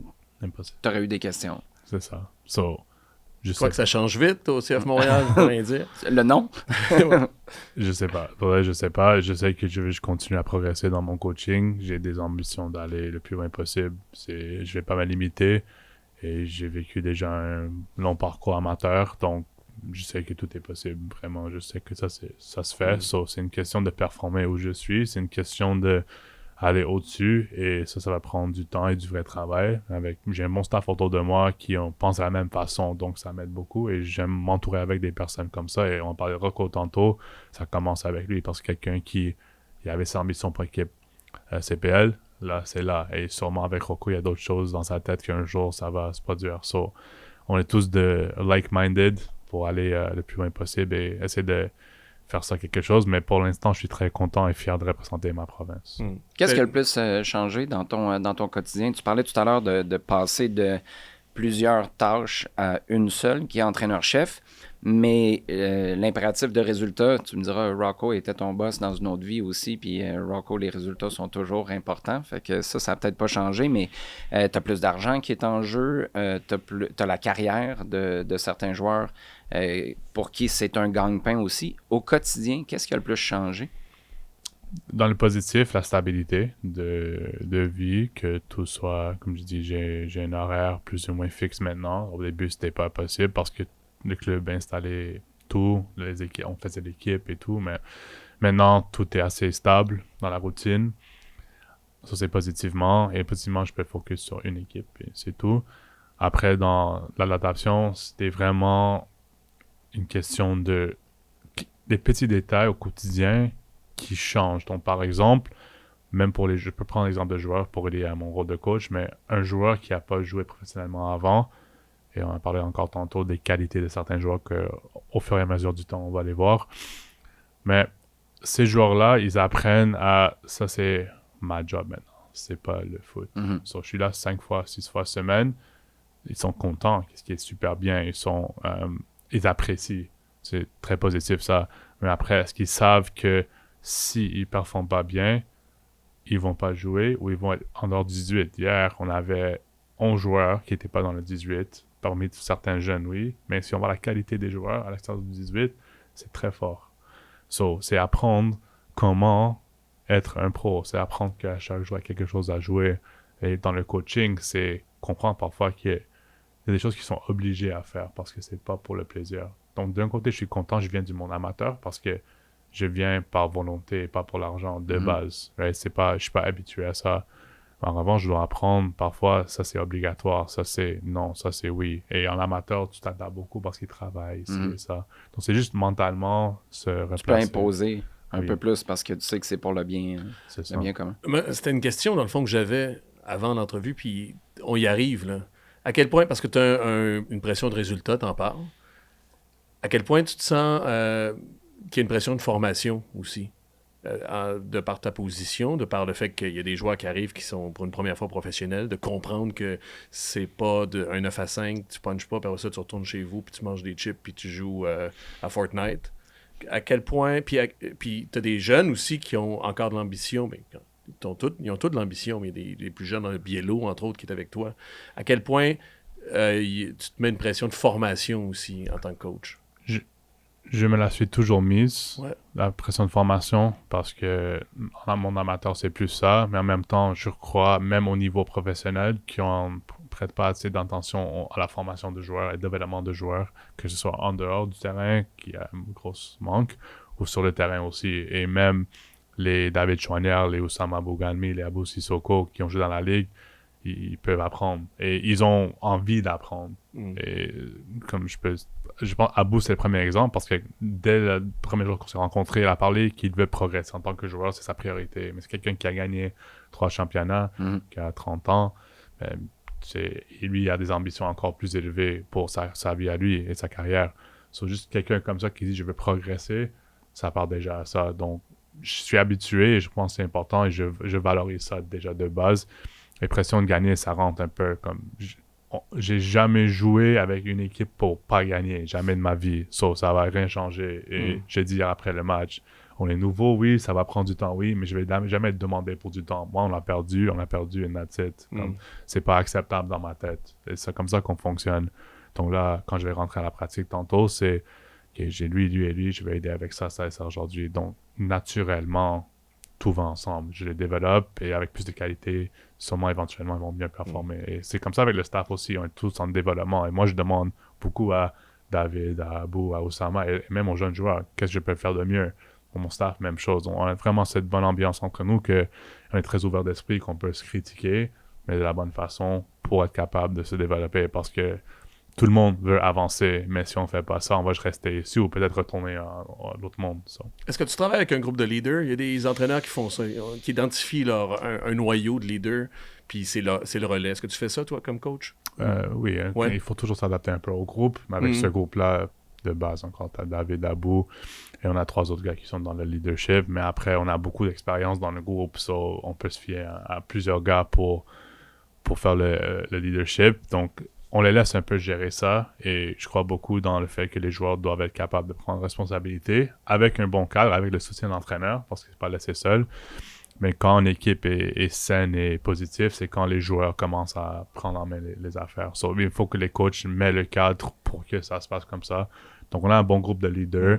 On a beaucoup de bons caractères dans le groupe qui sont pas par titre leader, mais qui sont des leaders dans leur façon. Par ça de l'air ésotérique, c'est un problème qu'a rencontré le CF Montréal dernièrement. Puis je parlais à plein de gens de Philadelphie, aussi l'Union de Philadelphie, qui connaît une saison de marde. On peut le dire de même dans un podcast. Ouais. Puis un des problèmes qu'ils ont vite identifié, c'est qu'il y a eu un changement aussi dans l'effectif. Puis le leadership, c'est dans une certaine mesure pas régénéré. Puis il y a des noms même qu'on m'a cités. On a dit, lui, ce gars-là, on espère que dans les prochaines semaines, il amène le monde souper. Un gars qui est encore là. Oui, un gars qui est là, qui prenne sa place, puis qui amène le monde souper, qui prenne en charge en partie le groupe. Oui, peut-être du go-kart. Ça, c'est le clin d'œil. Mais non, mais qui ait justement quelqu'un qui prenne ses responsabilités. Puis j'imagine que c'est difficile, puis il n'y a pas de réponse, mais c'est l'ascenseur entre donner cette responsabilité-là, mais aussi la provoquer par certains moments à tes leaders en disant « Hey, t'es pas juste un joueur aussi, t'es un modèle pour le reste du club, puis t'es un gars structurant aussi, en quelque sorte. » C'est des défis de tous les entraîneurs aussi, puis c'est une roue qu'il faut que tu pousses au final, je pense. Il faut mettre l'accent là-dessus en tant que club, parce que je peux toujours commencer par Rocco, parce que c'est la tête du club. Mais Rocco, il a organisé quelques soirées de sortie, on mange souper, on va à cabane à sucre et ça commence de là. Et valoriser encore l'importance de passer du temps ensemble. Et mon adjoint principal, Ramtin, on est ensemble en tant que coach depuis 10 ans, c'est mon ami d'enfance, on se connaît très bien. C'est lui dans le staff qui met un peu plus d'accent sur ça, on doit passer du temps ensemble, on doit faire ça. Donc je crois qu'on a même bâti l'horaire de la journée en fonction de temps travaillé, temps à passer ensemble et que ce soit assez efficace, que ce soit pas trop long. Donc, c'est un travail c'est des semaines qu'on a essayé des petites choses différentes pour inciter ça. Et même l'installation qu'on a, on a des sofas, on a maintenant un petit PlayStation. Donc, les gars ont envie de rester. On mange et on met des highlights des joueurs, par exemple. Ça, c'est eux qui le font. So, naturellement, ça aide que tout le monde se connaît un peu pas mal, puis qu'on est tous du même quartier, plus ou moins. Mais c'est comme ça qu'on fonctionne. Il faut valoriser ça en temps. Mais donc, le club et le staff doivent vraiment faire son travail pour l'inciter. Et après, oui, est-ce qu'on peut parler beaucoup aux joueurs pour qu'ils prennent encore plus en main? Donc, c'est correct de manger des chips et jouer à Fortnite en autant que ce soit avec tes coéquipiers. Exactement. Tu me suis dessus? C'est ce que Hernan Losada disait au DC United. Mon livre de coaching va sortir d'ici peu. Écoute, checkerai ça. En pré-vente sur Amazon. En pré-vente. Coup de cœur, Renaud Bru. Laurent Simon, c'est le dernier ajout de ton staff. Ça vient de où? Est-ce que c'est son nom qui t'est proposé? Est-ce que c'est toi qui pense à lui? Puis c'est quoi son rôle au quotidien? Parce que toi, t'es le maître à bord là, de cette équipe-là. C'est quand même une grosse personnalité aussi qui a encore des réflexes pour travailler avec lui à RDS de joueur, ce qui est une très bonne chose parce que ça lui permet de sentir ce qui se passe dans un groupe. Comment ça fonctionne? Puis comment ça s'est présenté, ça? Donc, je crois que le contexte est encore important. Quand on bâtissait un staff, on savait qu'on a besoin de plusieurs choses et on allait avoir des gens qui veulent tout faire pour le projet déjà de 1. De 2, chacun avec ses compétences, parce que pour moi, avoir un staff, c'est chacun capable de contribuer à quelque chose. C'est pas que 2 gars ramassent tous les qu'on les disent rien. Pour moi, c'est important que les staffs ont des compétences pour pouvoir s'insérer dans l'équipe. Comme les joueurs, j'ai dit tantôt, de s'exprimer, moi, j'aime un staff qui sont capables de rajouter quelque chose. Mais après, il y a des profils différents. On a assez un grand staff. Tout le monde est prêt à prendre moins d'argent pour être dans ce projet-là. Et c'est une des choses que moi, j'ai vécu en tant que jeune coach. C'est pas avoir même une chance. Moi, j'aurais fait analyse vidéo gratuitement. Moi, j'aurais fait tout gratuitement quand j'avais 24, 25, 26. Même à 30 ans, j'aurais fait personnellement. So, on comprend que on peut bâtir un bon staff parce que les joueurs ont besoin d'un bon service. Ça, c'est comment on a abordé l'idée avec un staff. Après, on a su clairement qu'il en a besoin de quelqu'un avec l'expérience. Donc, soit quelqu'un qui a joué, idéalement, soit quelqu'un qui a coaché le niveau. Si on trouve quelqu'un qui a fait les deux, tant mieux, mais les chances qu'on trouve sont rares. Donc, on a passé à travers beaucoup de noms. C'est Rocco qui a toujours réfléchi dans les idées. Et quand on avait non, il proposait les noms. Quand nous, on avait une idée, on allait proposer l'idée aussi. Et à chaque fois, peu importe, l'important, c'est qu'il y a une discussion avec le club, parce que ça matche les valeurs, et après, discussion avec le staff, surtout moi et Ramtin, et est-ce que la dynamique, ça match. Et Laurent, quand on l'a rencontré la première fois, c'est exactement ce que les gens disent, il est très direct et franc, et j'adore ça, personnellement. Parce que je préfère que quelqu'un me dise que t'es un enculé, excuse-moi pour le langage, mais je préfère qu'il me dise ça, qu'il cache la vérité. Et le fait qu'il est capable de dire je suis comme ça, ça j'aime pas, ça j'ai ces obligations-là, j'ai RDS, je vais pas là quand j'ai RDS et tout. On s'est mis d'accord dès le début sur les points importants. So, moi j'apprécie ça lui, sur le terrain, les gars le respectent immédiatement pour des raisons très valables. Et il est là pour coacher, il est là pour donner ses idées, il prend bien tout ce qu'on a à dire aussi et il respecte le fait que je suis le coach à 100%. Donc je peux pas demander le plus de lui. Et j'aime sa personne aussi à l'extérieur du foot. Il est très, très là, il prend beaucoup de soin de sa famille. Donc, j'ai que du positif à dire sur lui. Et le fait qu'il a un caractère, comme on parle tantôt, c'est pas une mauvaise chose, c'est une bonne chose. Et on parlait ça tantôt par rapport aux joueurs. C'est avoir souvent des bons joueurs ou des bons coachs, ils ont un ego, un caractère. Dis-moi un GOAT dans tous les sports qui n'a pas un ego. So, pour moi, c'est aucunement un problème du tout. Écoute, moi, je veux juste revenir parce qu'on a beaucoup parlé d'identité, juste parce que tu parles de ton groupe depuis tout à l'heure. Ton groupe de joueurs, là, je sais que c'est des Québécois, mais il y en a plusieurs sortes de Québécois. C'est quoi le feeling de ce groupe-là? Tu le décrirais comment, ton groupe de joueurs, en tant que personnalité? Pas nécessairement sur le terrain, mais la vie de groupe. Quand tu vas à Cabane à Sucre, tu te dis « Ah, merde, on va te faire de la musique avec la serveuse » ou des trucs comme ça? Non, c'est le fun. Les gars sont respectueux et c'était parmi les considérations dans l'équipe des gens de personnes. Les gars sont le fun. Et c'est beaucoup j'avais coaché dans le passé en monde semi-pro. Certains j'avais coaché contre et certains d'autres sont nouveaux pour moi. Et je crois que même entre eux, certains apprennent à se connaître parce qu'un David Choignard n'a pas joué avec un Loïc Ouemi parce qu'ils ont pris 2 parcours complètement différents. Mais je pense que chacun peut apprécier un peu la qualité d'autres. Et on voit sur la complicité sur le terrain. Après, Loïc marque son premier but contre Pacifique. Tu vois, David, c'est le premier à célébrer avec lui. Hier, David a tenté un tir. Loïc était le premier à dire, vas-y, comme le prochain. So, je pense que tout ça à l'extérieur du terrain, c'est vraiment, c'est agréable, c'est le fun. Et les gars s'entendent très bien parce que encore il y a des choses en commun, évidemment, mais c'est pas assez. Mais c'est le fait qu'on a aussi des gars dans le groupe qui sont capables d'amener l'ambiance. Et on a des gars qui aiment prendre du plaisir à l'extérieur du terrain. On met la musique, ils aiment rigoler. So, tout ça, c'est vraiment positif. Et je crois que on a la chance d'être au Québec parce qu'on a tellement d'immigrants, tellement de cultures différentes et on est la seule province qui peut dire ça. On est le seul vestiaire qui a des joueurs qui parlent français principalement et anglais principalement. Ouais, on est la seule équipe qui a des Arabes, des Noirs, des Blancs, des Italiens, des ci et des ça. Même dans le staff, c'est pareil. So, de voir tout ça ensemble, c'est unique, c'est magnifique. Et on sait que c'est particulier à nous. Donc, on est encore plus fiers. Donc, vraiment, c'est un régal d'être là chaque jour. Ça se voit en tout cas, pour l'instant, sur le terrain. Je peux-tu poser une question hot take, par contre, te mettre sur hot seat, là, je sais que... mais Jesse Marsh... Marco Donadel, t'en pensais quoi? Non, mais je veux avoir ta perception d'entraîneur. Tu sais, là, c'est indissociable du fait que tu fais partie de la Ligue et tu es l'entraîneur du Supra, mais en même temps, Jesse Marsh a dit ça par rapport à la CPL, puis nous, ça nous importe beaucoup dans le podcast. Il a mis au défi, il a challengé la CPL d'être plus jeune aussi. En ce sens, pour être plus moteur pour le Canada, puis être plus moteur pour l'équipe nationale. En gros, la formation, probablement, mais aussi, justement, que ça fasse boule de neige. Qu'est-ce que t'en penses de ça, de cette idée-là? Premièrement, que le sélectionneur mette au défi une ligue comme ça, puis de son assertion, c'est-à-dire qu'il faut que la ligue soit plus jeune. Qu'est-ce que t'en penses de tout ça? Okay, well, le défi, c'est pour la ligue, parce que le coach U20 m'a aussi dit, selon moi, ça devrait pas être une règle U21, ça devrait être une règle U19.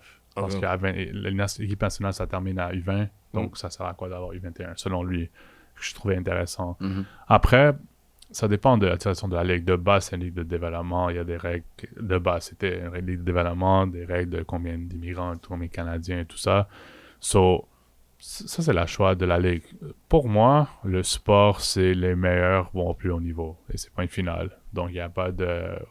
Oui, OK, il y a un 18 ans et peut-être il y a beaucoup de potentiel. Tu vas amener un 18 ans ou un 16 ans. On a des jeunes dans notre contrat de développement. On a utilisé tous les 4. Soit est-ce que toutes les équipes utilisent tous les 4? Est-ce que toutes les équipes utilisent des exceptional young talent, des contrats comme ça? Je pense pas. So, c'est aussi une question de c'est dispo. Mais après, on va pas se mentir que gagner, c'est le plus important dans le sport. On va pas se le mentir. So, si on pense autrement, c'est faux. Parce que tu développes pour vendre, c'est acceptable. Acceptable. Mais les clubs qui développent pour vendre, Dortmund au monde, Salzburg, ils vendent à Dortmund. Tu as Benfica, Sporting, tout ça, au Portugal. Et qu'est-ce qu'ils ont en commun? Faut que tu gagnes. C'est ça.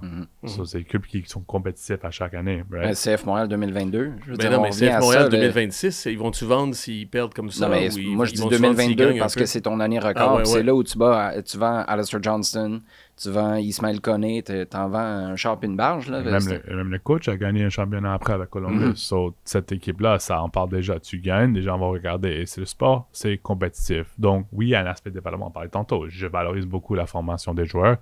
Mais les meilleurs joueurs doivent jouer au meilleur niveau. Pourquoi? Parce que ça va juste améliorer le niveau.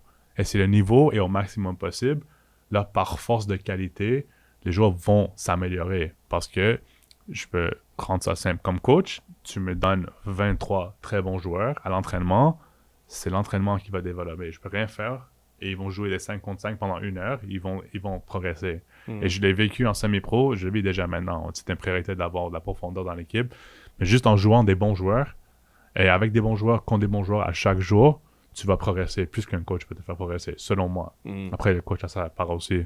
Donc, en termes de tout ça, je suis d'accord que si la CPL peut fournir des joueurs pour l'équipe canadienne, qu'on n'est pas encore là en tant que ligue, ça serait incroyable et l'idéal. Mais après, pour arriver là-bas, pour moi, c'est les meilleurs joueurs. Parce que c'est des années qu'on entend, les gars sont trop vieux pour CPL à 22, 23 ans. Mais là, il y en a, on parle pas du Supra, on a Yann Toili. Il a 24 ans, il aura 25 cette année. C'était un gars avec moi à Saint-Laurent, je joue à Pacifique. trop vieux, on peut pas le voir, il avait 22 ans. Là, il joue dans la Ligue, l'année passée, il a marqué un triplé contre Halifax. Là, c'est un des joueurs les plus dangereux sur le Pacifique. Ils font l'équipe autour de ses qualités à lui devant. So, c'est un peu n'importe quoi qu'un joueur comme ça n'avait pas sa place dans la Ligue parce qu'il est trop vieux. Et maintenant, c'est un des joueurs qui monte au niveau de la Ligue. Et je peux parler de... Ce qui sert les jeunes qui sont autour de lui. Ben oui, oui. Parce que je prends notre équipe, on parle beaucoup de Loïc, mais on a un jeune Alex Makarova, il a 16 ans. Et ce gars-là est incroyable. Incroyable. Et on va développer, on le pousse pour faire ci, ça. Pousse-toi. La semaine passée, à très bien faire l'entraînement, dans les efforts. Niveau talent, c'est comme... On peut comparer à Loïc un jour. Il a le potentiel. Mais pour Alex, à chaque jour, voir c'est quoi Loïc, de devoir être meilleur que Loïc, il n'y a rien qu'un coach peut dire pour le faire comprendre, sauf le voir et vivre à chaque jour. Donc, si les meilleurs joueurs ne sont pas ensemble, on ne va pas avancer. Donc, plus jeune, ça va baisser le niveau de la Ligue. Si je vais être honnête. Ça baisse le niveau de la Ligue. So, est-ce qu'on peut avoir des règles comme on a maintenant? Peut-être on peut les ajuster quelque part si ça peut aider. Mais si on performe bien, si les installations des clubs sont bonnes, si le coaching est bon, si les staffs sont un peu plus grands peut-être pour pouvoir accommoder ça, s'il y a plus de visibilité dans la Ligue, est-ce que là, maintenant, ça va monter? Oui. Sinon, le CPL, ça va pas nous aider à faire ça. Est-ce que on veut vendre des joueurs? OK. So, est-ce qu'une équipe veut prioriser ça? Sans problème. Alors, ils peuvent vendre les joueurs de la façon dont ils jouent. Ottawa, l'année passée, ils ont eu Salter, qui a eu contre en Europe, il a marqué 20 buts. Rodriguez était possiblement meilleur joueur de la Ligue. Il est retourné au Mexique, mais ils ont performé. Ils ont gagné les playoffs. Ça revient tous à ça. Pour moi, ça revient toujours à gagner. Est-ce qu'il y a une partie de formation, développement, un peu de patience? Ça peut arriver. Mais les meilleurs joueurs doivent être au meilleur niveau. Et comme ça qu'on va avancer. C'est un nouveau chapitre dans mon... Nick, merci. Tu ajoutes un chapitre à mon livre de coaching. Là, il allait sortir, il faut que ça reparte en impression. Un bon joueur est bien meilleur qu'un cône. Est plus efficace qu'un cône. Quelque chose de même. Je travaille. C'est le type de travail aussi. Non, mais tu as raison, en fait. Puis on en a souvent parlé dans nos podcasts ici. C'est-à-dire que... Non, mais si tu montes le niveau de l'entraînement, tout ça... Ton cône, il... Non, mais c'est un beau cône. Il joue-tu man-to-man? Oui, c'est ça. Mais tu sais, si mettons Alphonso Davies, il joue à Bayern, personne ne va remettre en question. Il va jouer, l'équipe canadienne, il est prêt. Parce qu'il joue dans le meilleur niveau, avec les meilleurs joueurs. Point final. Ça se finit là. Koné, ça soit là. Très bon joueur, mais il est meilleur niveau, meilleur joueur, automatiquement, on le prend en équipe nationale. Et ça va être comme ça pour tout le monde. C'est les meilleurs joueurs qui jouent déjà. Et c'est automatique parce qu'ils jouent déjà avec les meilleurs joueurs, au meilleur niveau. Donc, ça finit là. C'est pas la qualité de coaching, c'est pas jouer avec des jeunes. C'est meilleur niveau, meilleur joueur, commence. Titulaire, Mathieu Chouanière. On peut continuer toute la journée. Assurément. Fred a mis le feu aux médias sociaux la semaine dernière en proposant un match, un rendez-vous annuel Supra CF Montréal. Là, je regarde tantôt, je n'étais pas en train de checker mes courriels pendant que tu parlais. Là, je faisais juste sortir le bracket du championnat canadien. Vous commencez contre Woodbridge. Après ça, ce serait théoriquement le Toronto FC. Puis c'est en finale que vous seriez contre le CF Montréal en championnat canadien. Mettons que vous jouez CF Montréal Supra. Ça représenterait quoi, ça? C'est une victoire pour le foot québécois. Right. Si les deux ont réussi, c'est meilleur pour tout le monde ici. Mais on est là, on est l'équipe de la province. So, si CF Montréal réussit à gagner, si nous on réussit à gagner, tant mieux. C'est le Québec qu'on veut mettre sur la map. So, ça serait un plaisir. Il faudrait juste attacher Nick, par exemple. Je pense que Nick aurait de la misère à se contenir un peu. En finale, je n'avais pas vu ce chemin-là aussi en finale. Moi, je parlais d'un vrai défi québécois, là, le genre une coupe québécoise à la limite, mais non, mais OK, intéressant. Merci, Nick, d'avoir été avec nous. Merci d'avoir pris le temps. Bonne suite de saison. On va vous suivre de près, mais c'est déjà bien parti. Merci d'être venu. Puis Boo Ottawa là, aussi, là, j'en ai pas parlé. Là, moi, j'ai été heureux, puis c'est rare que je dise ça. C'était le jeu, là. C'était pas les individus, puis c'était pas les personnes.